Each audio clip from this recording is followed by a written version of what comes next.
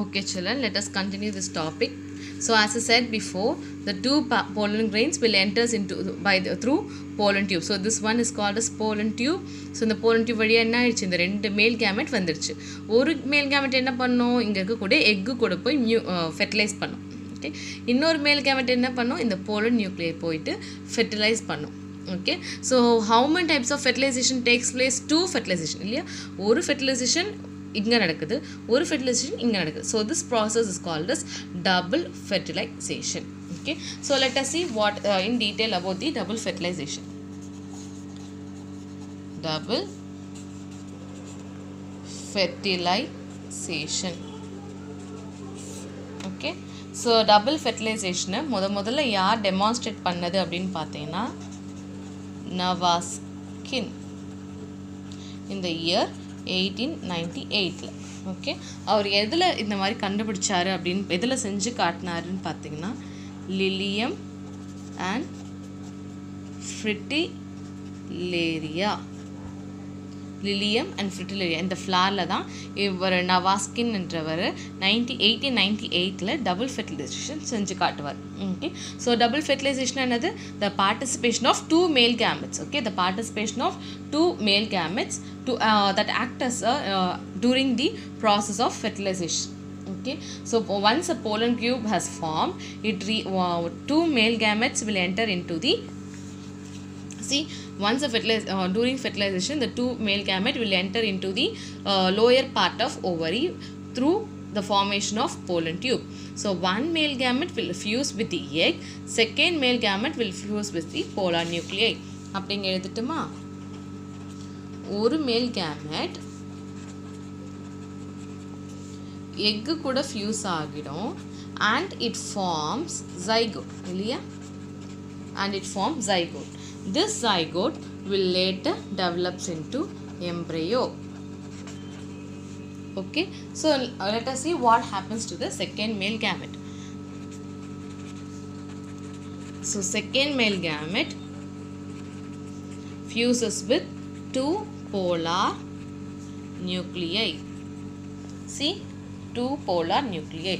இப்போ இதில் ஒரு நியூக்ளியை இருக்குது, இங்கே ரெண்டு நியூக்ளியஸ் இருக்குது. அப்போ இது ரெண்டும் சேர்ந்து என்ன ஃபார்ம் ஆகும், ஆப்வியஸ்லி ட்ரிப்ளாய்ட் நியூக்ளியஸ் ஃபார்ம் ஆகும். அதாவது மூணு நியூக்ளியஸ் சேர்ந்து ஃபார்ம் ஆகும். Okay, so it is called as triploid.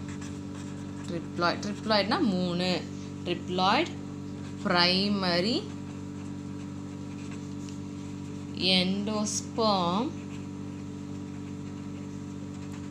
nucleus. Okay, so one male gamete fused with the egg and it forms zygote. The zygote later develops into embryo. Then the second male gametes will fuse with two polar nuclei. இதில் ஒரு nucleus இருக்குது, இங்கே ரெண்டு nucleus இருக்குது. ரெண்டு plus ஒன்று சேர்ந்தா மூணு. So triploid primary endosperm nucleus form ஆகுது. இதை ஷார்ட் ஃபார்மில் எப்படி எழுதுவாங்கன்னா pen, PEN. Okay, so it has formed pen. So in the fusion we call it as triple fusion அப்படின்னு சொல்லுவாங்க. ஏன்னா மூணு நியூக்ளியர் ஃபியூஸ் ஆகிறதுனால this process is called as triple fusion. Once a triple fusion is formed, the central cell becomes the primary endosperm cell. Central cell அப்படின்னா இந்த region தான். Okay, this region is called as central cell. This central cell will becomes, இதை நீங்கள் mark பண்ணிக்கிறோம். Okay, central cell. So central cell becomes the primary endosperm cell. இன்னும் சொல்ல போனால் இதில் இந்த பாருங்கள், இப்போ ஃபியூஷன், ஒரு ஃபியூஷன் எங்கே நடக்கும், இந்த போலார் நியூக்ளியர் நடக்கும். செகண்ட் ஃபியூஷன் எங்கே நடக்கும், இந்த எக்கில் நடக்கும். அப்போ இங்கே நடுவில் இருக்குது தெரியுமா இந்த ஸ்பேஸ், இந்த ஸ்பேஸ்க்கு பேர் தான் என்னது, சென்ட்ரல் செல். இந்த சென்ட்ரல் செல் என்ன ஆகும், it becomes the primary endosperm cell. Okay, so I think till then you have understood. Okay, since two types of fusion, ingo or fusion, two types of fusion has occurred, so this type of fertilization is called as double fertilization. So இதுக்கு நடக்கும்பொழுது பார்த்தீங்கன்னா இந்த double fertilisation, இந்த pollen tube எப்படி இந்த ஓவியில் enter ஆகுது, இது எல்லாமே ரொம்ப ரொம்ப necessary for the breeders, that especially the plant breeders. இந்த பிளான்ட் ப்ரீடர் வளர வச்சு இந்த ஹைப்ரிட் பிளான்ட் ப்ரொடியூஸ் பண்ண தெரியுமா, அவங்களுக்கு this double fertilisation and the entry of pollen tube is highly necessary. So அது எப்படி நெசசரி அப்படின்னு பார்த்தீங்கன்னா for the artificial hybridisation. Okay, artificial hybridization is nothing but crossing of different species. ரெண்டு வெவ்வேறு விதமான ஸ்பீஷிஸை கிராஸ் பண்ணி அது மூலிமா இன்னும் சூப்பர் வெரைட்டிஸாக இருக்கக்கூடிய பிளான்ஸை உருவாக்குது. Sometimes they will cross a species, sometimes they can cross even the genus. ஜீனஸையும் மாற்றலாம், ஸ்பீஷஸும் மாற்றலாம். அந்த மாதிரி மாற்றி ஒரு சுப்பீரியர் வெரைட்டி ப்ராடக்ட்ஸை உருவாக்குறதுக்கு பேர் தான் ஆர்டிஃபிஷியல் ஹைப்ரிடைசேஷன். இதில் பார்த்தீங்கன்னா 2 ப்ரோக்ராம் யூஸ் பண்ணுவாங்க. த ஃபர்ஸ்ட் ப்ரோக்ராம் என்னன்னு பார்த்தீங்கன்னா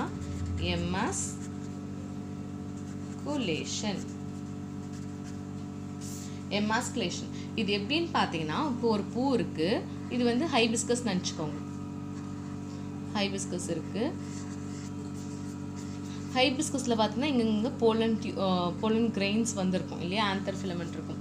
அப்போ எமாஸ்குலேஷனில் என்ன பண்ணுவாங்கன்னா ஃபோர்செப்னா உங்களுக்கு தெரிஞ்சிருக்கும்னு நினைக்கிறேன். இப்படி ஒன்று 2 வச்சுருப்போம். ஆக்சுவலாக now I don't have it. இப்படி வச்சுட்டு நம்ம எடுப்போம். நம்ம ஆல்ரெடி யூஸ் பண்ணிக்கோம் லேபரேட்டரியில். Okay, with the help of forceps the breeder will remove the male parts of the flower.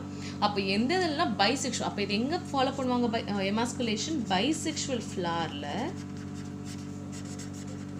இருக்கக்கூடிய மேல் பார்ட்டை ரிமூவ் பண்ணிடுவாங்க வித் ஹெல்ப் ஆஃப் ஃபோர்செப்ஸ் மூலிமா ரிமூவ் பண்ணதுக்கு அப்புறமேட்டா இந்த ஃபீமேல் பார்ட்டை மட்டும் என்ன பண்ணுவாங்கன்னா ஒரு கவர் போட்டு க்ளோஸ் பண்ணுவாங்க. அவங்க என்ன கவர் யூஸ் பண்ணுவாங்கன்னு பார்த்தீங்கன்னா butter paper.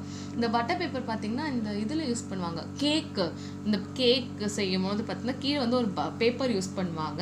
So that the cake will not stick to the pan. Okay, so அந்த பட்டர் பேப்பர் வச்சு நல்லா இங்கே வச்சு சுற்றி கட்டிடுவாங்க. Okay, so that already the male part of a flower is removed. So what happens? Only the female part of the flower is present.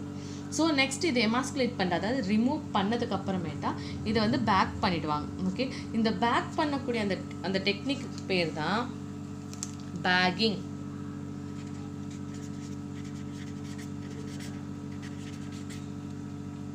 Okay, so emasculation another nothing but removing the male part of the flower in the bisexual flower la male part of the flower remove பண்ணிடுவாங்க. so female part மட்டும் விட்டு வைப்பாங்க. that is called as emasculation.